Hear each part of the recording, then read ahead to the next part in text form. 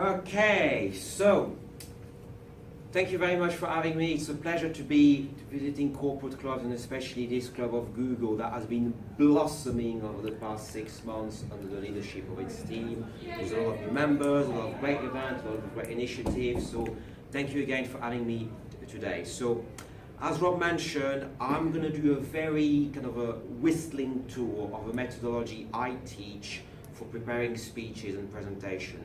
You can use it if you have a presentation to make at a conference, or maybe if you have a presentation to make to sell a product. It's extremely transferable. Because it's going to be quite short, there might be some detail that might be omitted, but if you want me to run the longer version at some point in here, I'd be delighted to just get back in touch with me. And to kind of make it easy, this method is an acronym, and this acronym is WORDS, using your words wisely, as I call it. So we begin with the first letter there, which is simply why. Why is it that, for example, you're going to be delivering a speech or a presentation? Is it something that someone asks you to do it? Or is it perhaps something that you deeply want to do? But the also thing I'd say is, why are you yourself doing this speech? Is it because you've got a special expertise on the subject? Is it because you're very passionate about the topic? Or is it something else altogether? So know yourself, know the topic, and really know the context of what you're presenting on. And the main thing you have to derive by asking yourself why are you doing this speech and why this topic is, what's the idea that you're going to be talking about in this speech? Because in every speech there must kind of really be an idea that we are presenting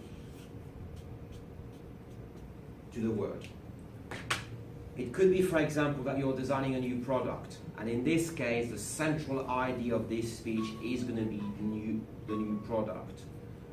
It could be, for example, that you have to do a best man speech, and in that case the central idea of the speech is going to be something of the anecdotes of the person that you're doing the speech for on that behalf. Or maybe you're going to be a political leader one day and you want to inspire the audience, and the central idea of the speech is going to be there is, I'm going to inspire the audience about something, and this something is the central idea of the speech.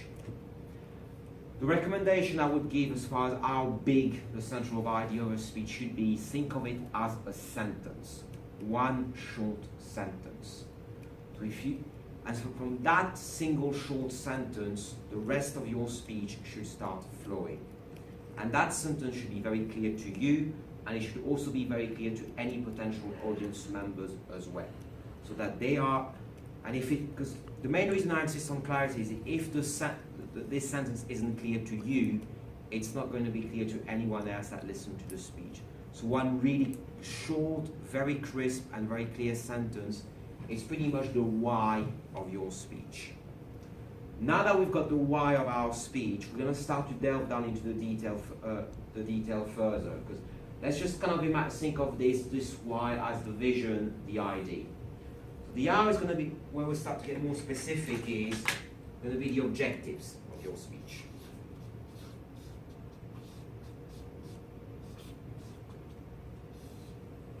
Which is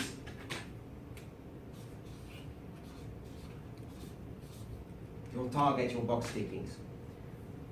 As you mentioned, as you've seen earlier, there are some objectives associated with this presentation. But this is actually, I'm talking about a different set of objectives here, not objectives in a Toastmasters sense. If you'd ask me, what's the central idea of this presentation, for example, it would be to give you a methodology that you can all apply when crafting your next speech and your next presentation. What are the objectives? My objective here is to equip you with tools that you can reuse, and you can reproduce, and you can memorize as well. So an objective of a speech is something more specific. It's something that's a little bit more specific. And the best way to kind of frame an objective is not the why, but the what. After, what do you want your audience to take away after this speech? Do you want them to be inspired about your idea? Do you want them to be entertained by your idea, perhaps? Or do you want them to be persuaded?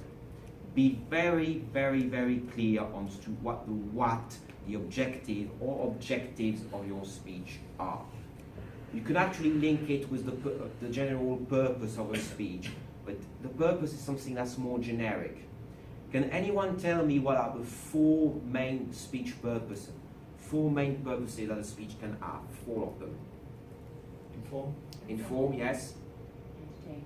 Entertain. Persuade. Persuade. And what's the last one? Inspire. Inspire. So to inform, to entertain, to persuade, and to inspire. But this is really quite generic by itself. You could say, well, the purpose of my speech is to entertain. To entertain them about what? What is it that you're going to entertain your audience with? And why do you want to entertain? Is there a new idea that you want to convey? For me, if I want to do an entertaining speech, it would be the absurdities of the UK train system, for example. And then what of the speech is after my speech, the audience will be entertained by knowing the absurdities of the UK train system and why it doesn't make sense. Is this all clear for everyone? So we're starting from the very big picture and then we'll start to delve down into the detail. And now we've got the third letter, the R. What do you think it might mean? Research. Yeah.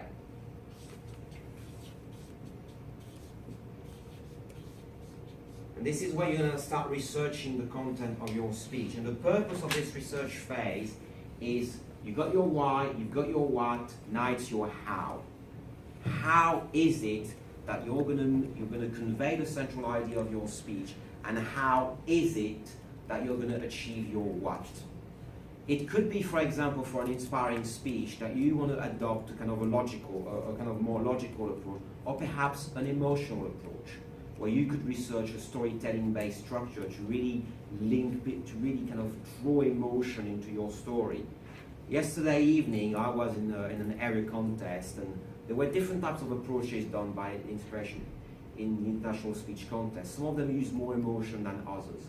And how much emotion you should add to your speech is something that you should kind of be determining in your research phase. How much fact, how much emotion.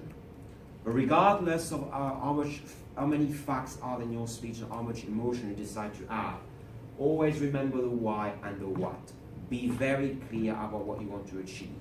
You may have spent tens of hours of research and comes up with a speech outline, but if it doesn't correspond with your central idea and the what isn't clear, just come back and try again. I know it can be quite a frustrating process. With one of my clients recently, she was doing a TEDx speech and I made her rewrite her draft pretty much 4 times. She wasn't happy about it, but initially we had something that just wasn't very clear at all and we just needed a bit more clarity. Now we've got to assert the fourth letter. We've done the why, we've done the what, we've done the how. What are we doing now? I call it design. It's a nicer word. So when you design your speech, it's pretty much when you kind of indeed start to kind of write, to just pen your speech slowly but surely. And there are 3 main ways to design or to draft a speech. Can anyone tell them for me? Any ideas? Sorry? Impromptu talking. You could do it impromptu speaking. It's what with a series of bullet points, perhaps. So you'd have an outline, some bullet points, and then you would improvise a lot. That's one way. This is what I call the structural way of preparing a speech. The 2 other ones are the visual way, where you prepare some visual aids, some slides, and you would craft your entire content, your entire speech then based on these slides. But the third way is what I call the traditional way. It's a script. You're going to write a script, and your script will become your speech with potentially some props and some visual aids as well. In the longer version of this workshop, I go into the detail. Each of these options has got a pros and cons. Some are easier to use than others, some are more effective than others. But it's mainly up to you guys to decide which way you like the best. I personally try and use all 3 ways depending on the context. If it's a short speech, I use the traditional way. all the kind of structural way, longer speech, structural or visual. So just, it's what works for you. And finally, we've got the S. What's the last way? What's the last word? Style? No, you're getting there though. Speak. It's actually when you're going to potentially add some style into the speech, and that's when you're really going to rehearse the speech. And the first thing I would say with rehearsing your speech is if you have a script, just read it aloud. Read it aloud and go back to your question. Is the why of this speech really clear, or is this just a mumble jumble of idea into the speech that's not very clear? If it's not clear, you've got to come back and do some changes, I'm afraid. Are the what of this speech clear?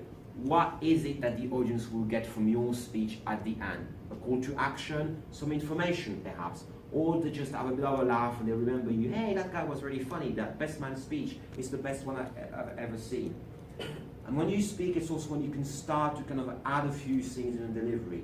Body language, vocal variety, and so on, and you can kind of play around with the design, especially if you add some emotions as well and some facts as well.